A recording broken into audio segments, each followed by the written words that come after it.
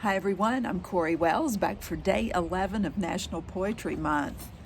Yesterday I shared Diane Lockwood's poem, My Husband Discovers Poetry, and for today that brings me to a poem that has always stuck in my memory that is at least partially about marriage.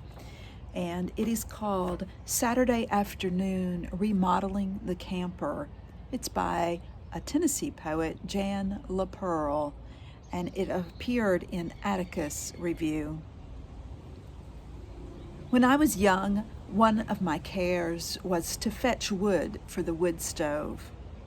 Often the pieces would freeze together, so I would have to hammer them apart. I was small, but the cold was big. The sound was big, and it's still out there, waiting around with the winter, hammering. The fall is here. The sound, I hear it now. It falls into me as I sleep, as simply as leaves falling into the grass. My husband and I and our dog sleep piled together like logs. Even in the light of the harvest moon, I cannot tell what or who it is that tries to hammer us apart. Small things chill me. When my husband stands under the trees, I cannot tell where he stops and the leaves begin. We were working on the camper. I was painting. He stooped with the welder. He sturdies things, the camper, the trailer, and I asked him to weld us together. I held out my arms for him.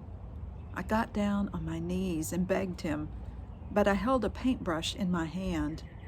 Perhaps he thought I was painting the camper's underside.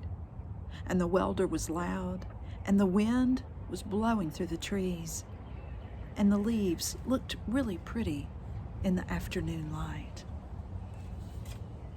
Saturday afternoon, remodeling the camper.